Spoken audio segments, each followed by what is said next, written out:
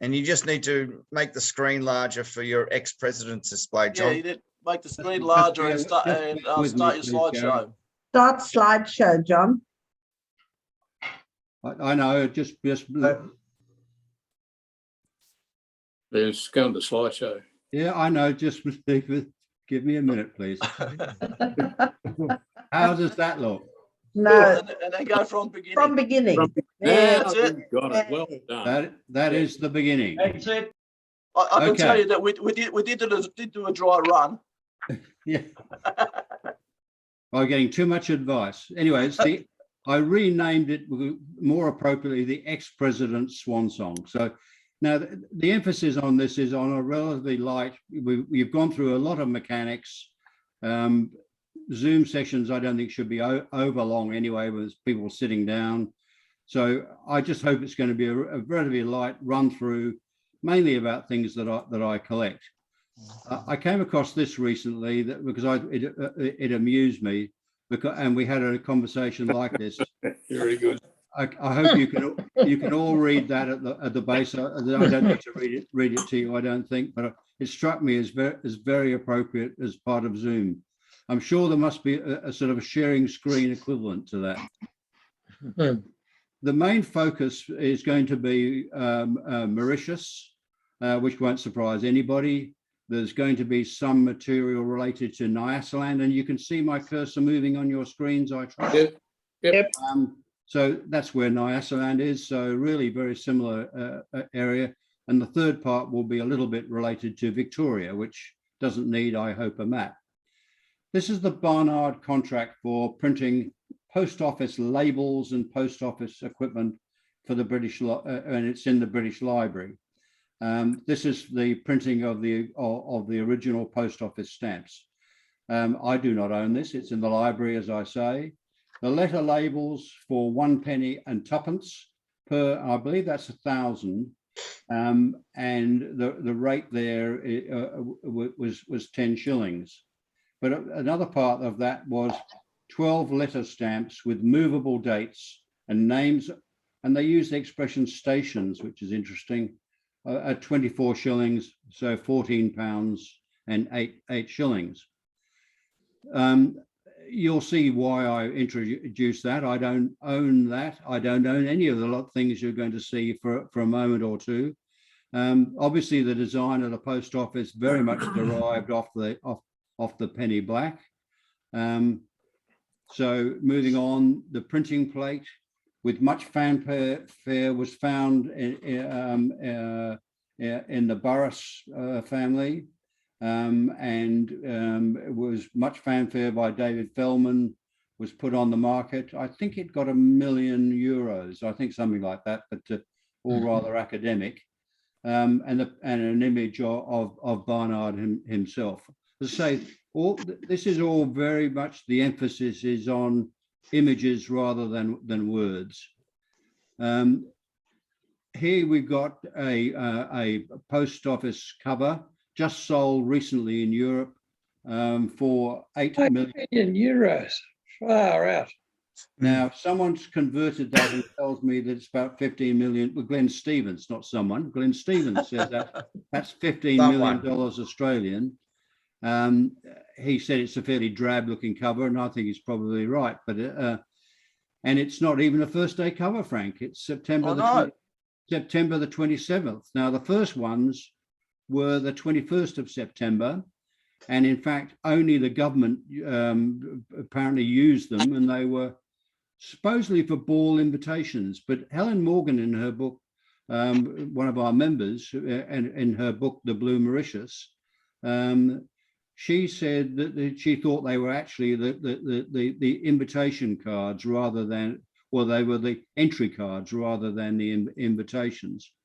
It's point because the ball was actually only 10 days after the 21st of September. And how could a lady get her frocks and her dresses ready for a fancy dress ball in 10 days? So quite impossible. So I think this very late one has got a junior after it. So he probably didn't need the fancy dress, and certainly didn't need a ball dress, one hopes.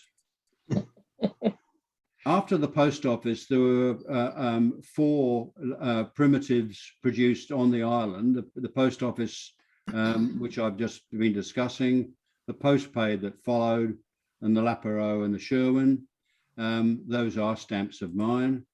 These are stamps of mine as well.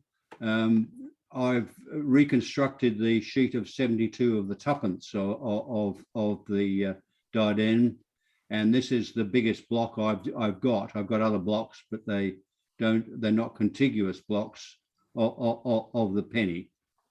I've recently had a reference in the London Philatelist asking for images of multiples of the penny, but I've got quite a database, and I don't know whether many more will appear. But it's a bit of fun. There are 3 pairs in there, which most of the multiples are strips of a penny paying the 4p rate, and I don't sadly own any of those. A lot of the research done on Mauritius stamps was done by Major Evans. Now, those of you who know anything about the Royal of London know he was one of the founding members of the Royal of London, or know the name of the society before it was called the Royal, but he was the original member of the expert committee, and he sold his Mauritius collection to the Tapling, so therefore it's on display in the British Library.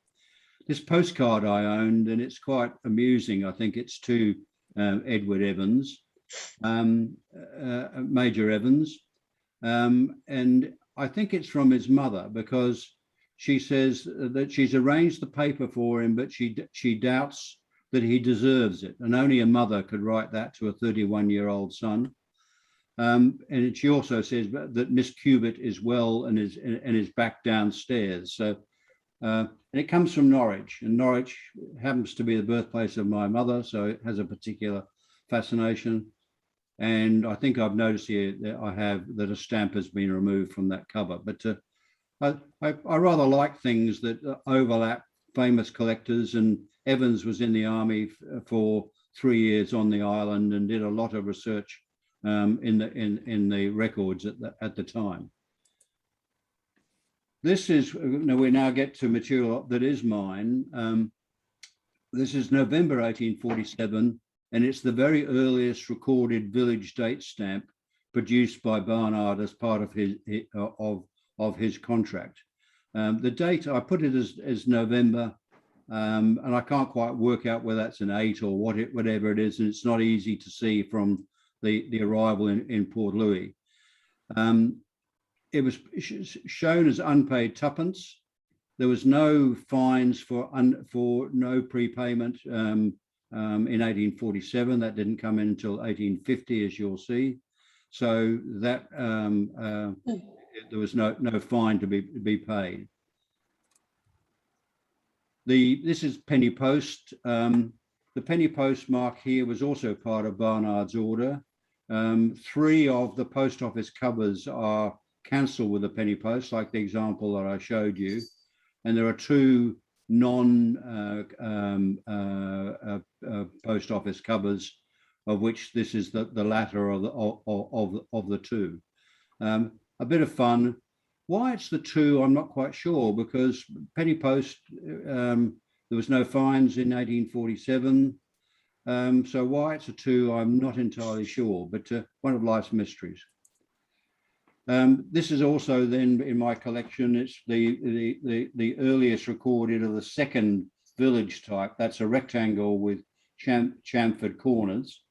So that's quite nice to have. But by 1854, when this cover was done, there was a fine if you didn't pay in advance. So it's unpaid 4p. 2 covers here. Most of the covers of village marks, and that's been my particular area of interest for Mauritius, is village mail. Most of it is from the village to Port Louis, mainly because this Adam family kept all of their mail. And Richie Bodley, I think, bought the whole lot. Sorry, I should go back. Richie Bodley bought a very large accumulation of the Adam mail, which a lot of it was commercial, but a lot of very key material was part of that. So you'll see that name very regularly on Mauritius mail. But this is unusually, it's going from Port Louis, the capital, to Savannah. Now, Savannah was the area where the Adam family was based, and they had their sugar estates. And Suyak, the village, is in that particular area. This paid in circle mark was used in Port Louis. As you'll see on the right-hand cover, the inland mark is in red. There's no rate marking on it. And it may well be that very, very rare, in fact, in the case of the inland mark, it's unique, that it was done in red to indicate that it had been prepaid, because Mauritius very rarely observed the conventions of red for paid and black for unpaid. So I just find the two of them of interest as a combination. As I say, the first and second types here, 1848 and 1854 of Suyak, that by far the largest amount of mail that exists in these village marks is related to the village of Suyak because of this Adam family connection. But these are two parts of mail going overseas. The rates on the left-hand side, one were inland twopence to get it to Port Louis, then the outgoing ship letter rate of twopence. On the other, the 1854, things had moved on, and going to France, they had to pay a shilling in advance, foreign postage, but it then says colonial sixpence.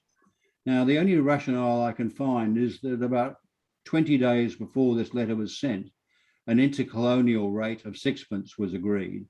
But to the best of my knowledge, France was not a colony at that particular stage. So I don't think the colonial rate should have been there, but that's the only rationale that I can think for that.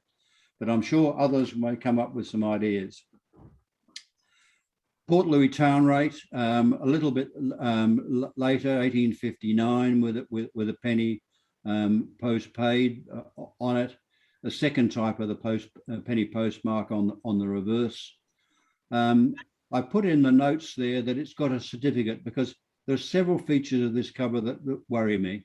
The stamp's partly oxidized for one, socked on the nose cancel. Yeah, I've just a bit of a question mark about it, but it has a BPA certificate. The next area are the later cancellors, and now we have non-primitive stamps available, and these are the range of the villages. The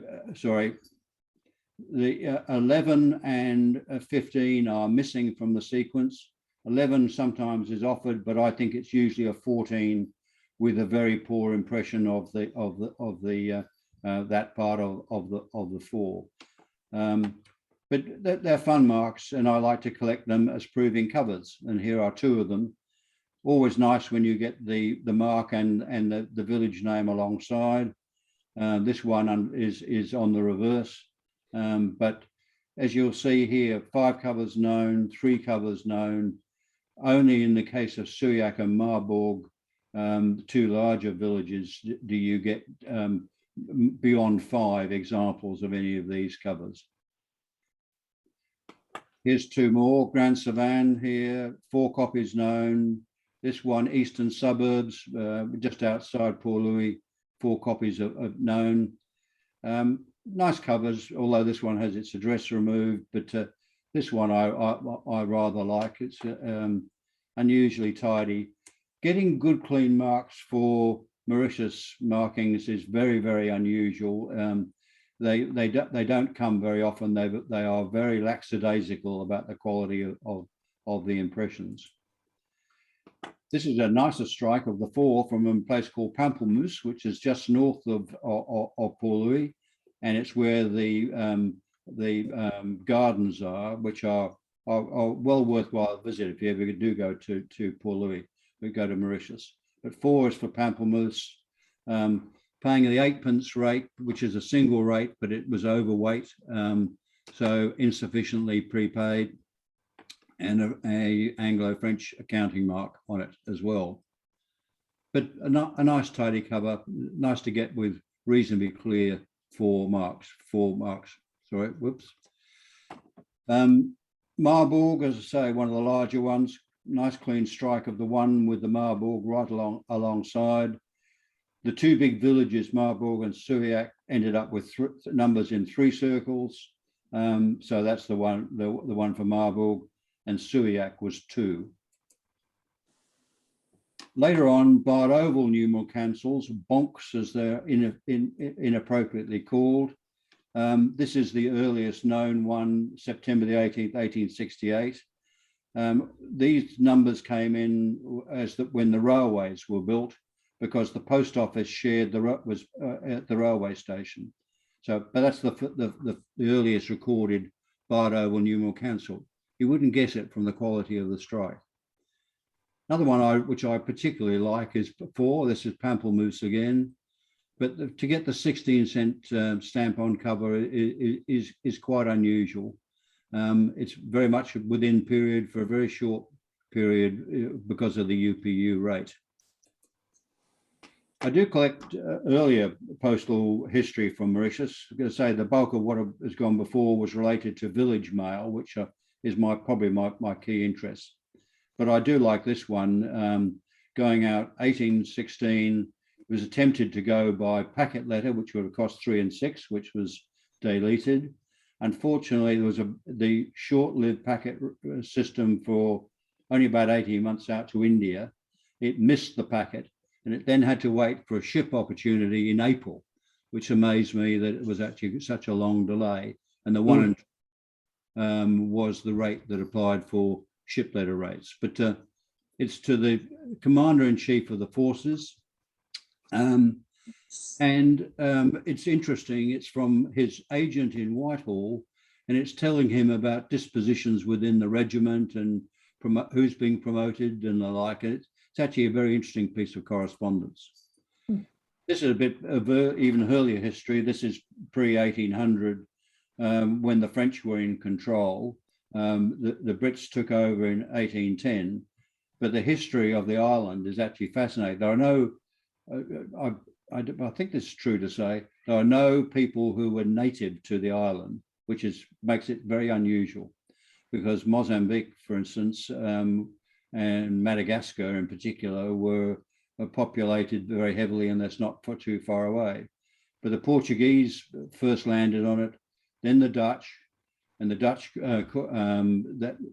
English called it eventually Mauritius after Maurice, which is the name that the Dutch had used. Very unusual for them to backtrack that way. But I guess they didn't want to have the French. They wanted to make the break from the French. But here we go. This is about 1800, typical Napoleonic period to Monsieur. And this one, OHMS in 1812, 2 years after the Brits had landed. OHMS covers, I can't think of very many of them, particularly from this period. So a bit of fun, and one of the items that I enjoy. Paid on dispatch or paid on receipt. Both of these are 1817, these covers. Port Louis postpaid, and this one is Port Louis unpaid. One to France, sorry, keep doing that, pushing the button when I don't mean to. And one to England. This is quite a rare mark. Leaping ahead, this is a Mauritius card when the future George, the Duke of York, was travelling, and it's a postcard that was specifically produced for their visit in 1901. And of course, this is the stamp, in Melbourne, the opening of Parliament. But this is a letter I own from him to an aged servant, and it's a very personal letter, my dear Fuller. And if Brian's watching, I don't know if it's a relation of yours, Brian, but it's a very present, chatty letter talking about the journey and the like. But I presume you had plenty of time sitting on the boat to write the letter. But one of my favourite items. It's actually quite nice to get something. At sea, HMAS Ophir, Aden to Colombo, April the 10th. Queen on Throne was referred to. This is a full sheet of a 1891 reprint of the sheet. 5 are produced. One went into the Australia Post Archives, where it still resides.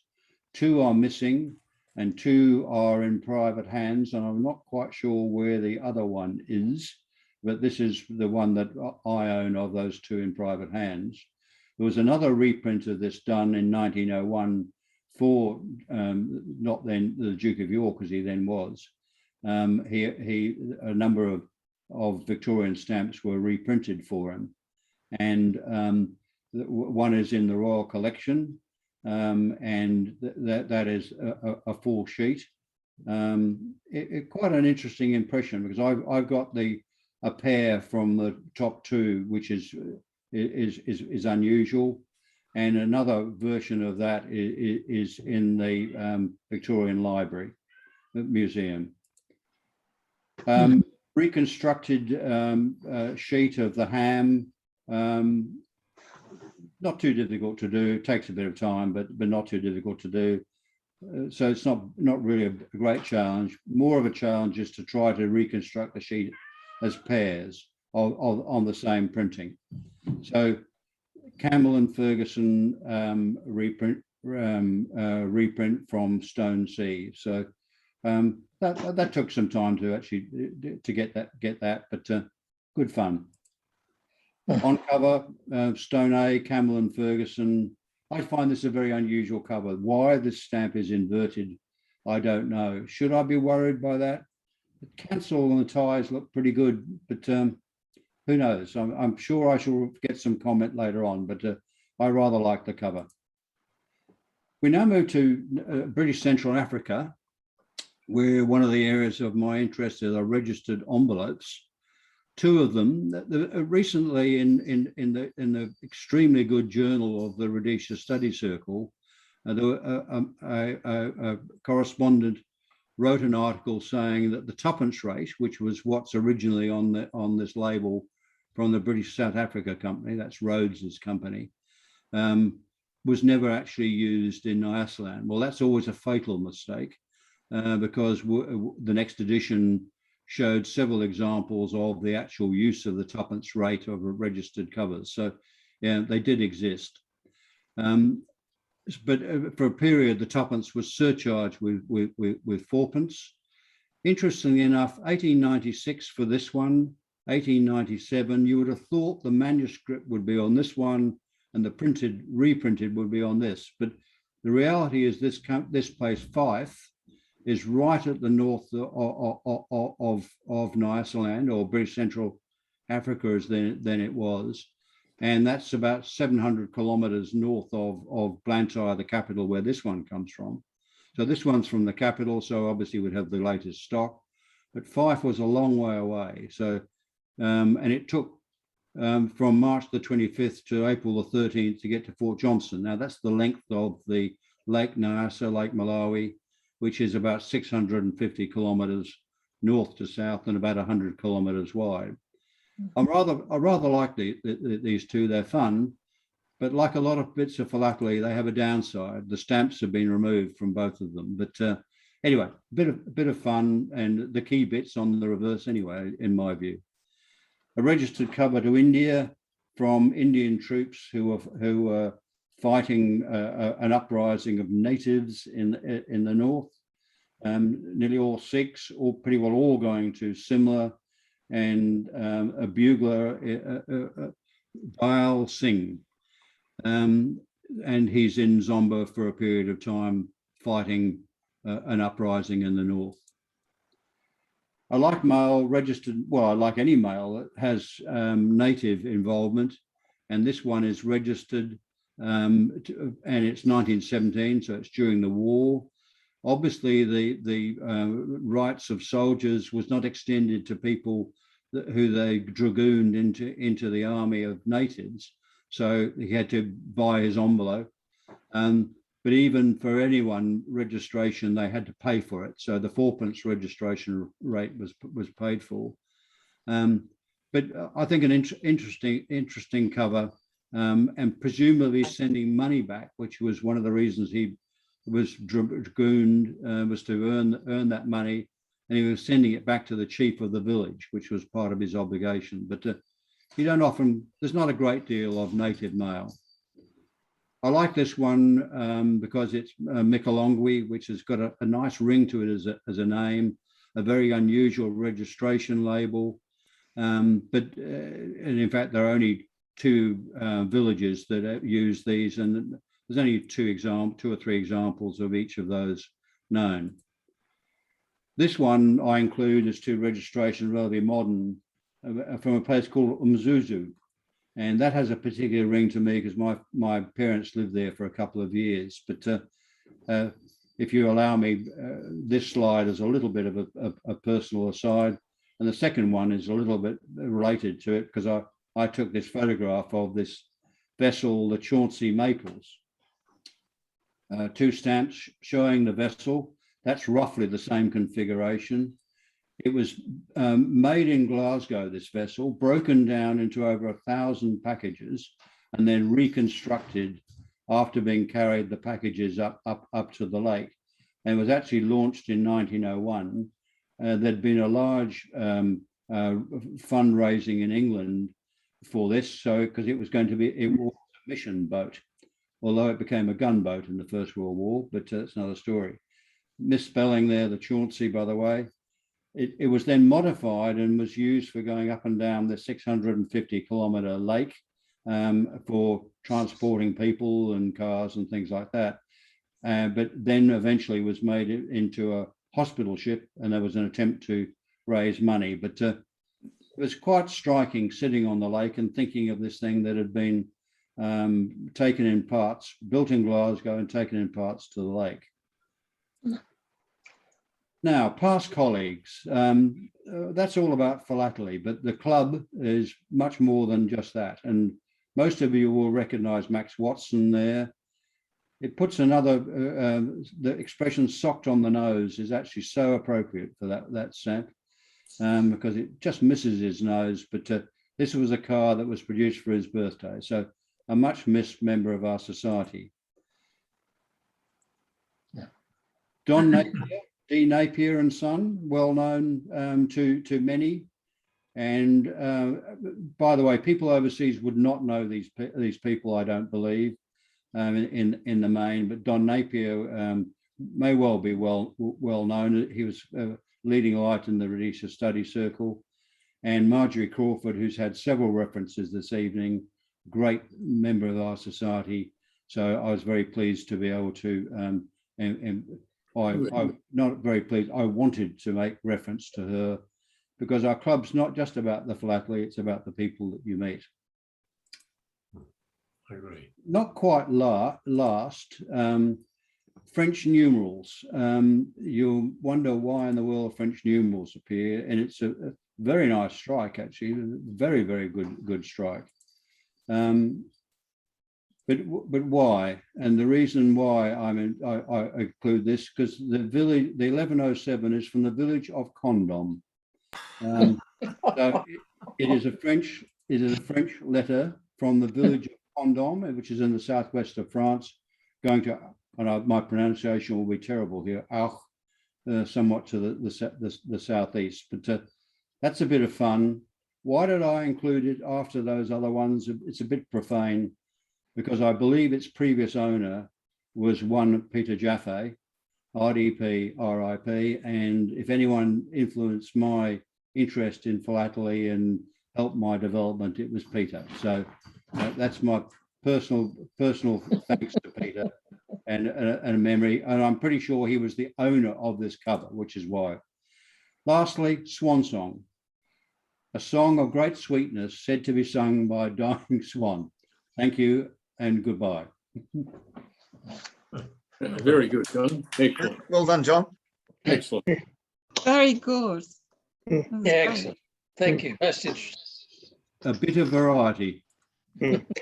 John, in your Mauritius collection, you have a cover to Pippin and Bell. I've seen quite a number of covers to that group. Can you give us some idea who they were? Oh, they were just the very biggest commercial house in, along with the Adams, in Mauritius. So it's very common. So You do see a lot of covers to them, especially yeah, from you, here. you do. It's very common. You've just deflated me, mate. I can give you a write up on their history. I've got a write up. Well, John, thank you very much. I think everyone said what I was going to say. It was a very interesting display. It gives us a how can I say, an inkling in your collecting and what you collect, and especially the French condoms. Oh, it's a French letter there, Frank. It's a French letter. Oh, okay, French No, letter it's from an old, used going to French letter. condoms. But and I really like your last part. In memory of all the past colleagues. Don Napier, Peter Jaffe. I never met Peter Jaffe. I met him only once. But he was one of the stalwarts of our society. Marjorie Crawford, what we can say about Marjorie, she was a lovely young lady. I used to call her young lady when I used to see her, and she, do anything you asked, and she was very, like you said, a quiet achiever, and Beautiful. all these guys will be very sadly missed. Thank you, John. That was really excellent, and I hope everybody else enjoyed it, like I did. Yep. So on Absolutely. behalf, could everyone just give John, our usual normal, thanks. Yeah. All right, Thank moving on to some more of the formalities of the evening. Memberships.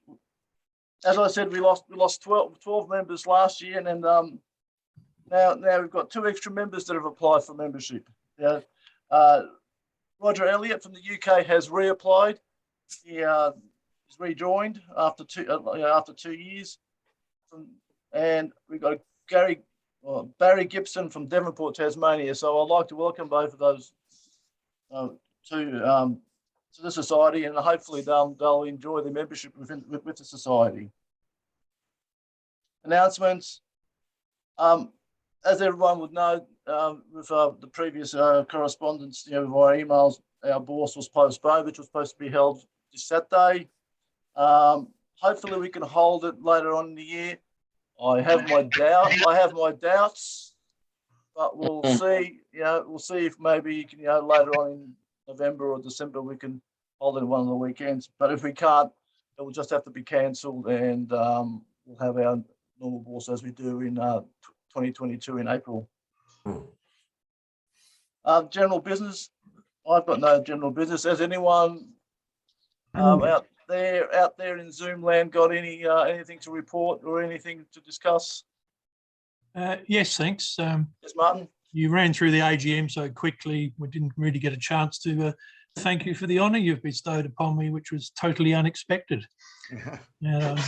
When Frank rang me earlier in the week and insisted I join the meeting tonight, I wondered what job have you got for me now, or what the Victorians want to take from South Australia again. So I thought you might want to annex Saffel House so you can have a meeting. Martin, we don't drum people out of the regiment without their being present. So That's right. So many thanks indeed. No, you're welcome, and it's well deserved, Martin. Well deserved, Martin. Anything else? Frank, can I just Yes, Graham. can I just remind people that I'm still looking for some displayers for next year's day meeting syllabus. So hopefully we can meet face to face again sometime for day meetings next year. But if anybody's got any displays or half displays that they can do for next year, please let me know. Thank you. All right. Frank, can I just make one comment? First of all, just to let all the members know that Frank's the new president of the APF, and congratulations on his position. Stephanie Broms are also vice president of the APF. So obviously the Royal has taken over the APF as well. So I'm a little bit concerned. So anyway, very brave to take on 2 presidency in the same 2 years, Frank. So well done. I think he's actually president of 3 things, isn't he? No, I'm president of 3 things for the time. BBC as well, let me tell you. He's got the trifecta. Yeah. And it wasn't planned. Well, not by you. No. I got others to blame. Anything else? John Wilkins, you had something to say. Oh, yes, just that I've got a couple of collections that I'm putting together at the moment that for those take shows I could possibly have ready probably mid-year next year. Oh, Okay, good. Graham. Excellent. Good. There you go, Graham. You got one. Yep. Thank you very much, John. Yeah, could you update those of us in the UK about Melbourne next year? What's happening, if anything? We, at the moment, we're in limbo. We don't know what's going to happen. We're waiting to see what's going to happen with the restrictions for overseas travel, and hopefully we'll probably decide by December, January. If we have to postpone it, it won't be happening in 2023 because the Caulfield Racecourse is having a redevelopment, major redevelopment. So therefore, it will be in 2024, probably March, April 2024. And thank you. No worries. What date's it set for next year, Frank? September 8th to the 11th. Footy finals. Yeah. Collingwood's going to be in. Oh, dream on, mate. If we have it, if the Collingwood's in, we'll have plenty of people coming to the show then. It'll be Collingwood Dockers. Can we get our priorities right, please? Philatelic is well ahead of aerial ping pong. Oh dear. What if Collingwood's in the final? Exactly. Well said. Where's Collingwood? All right, anything else?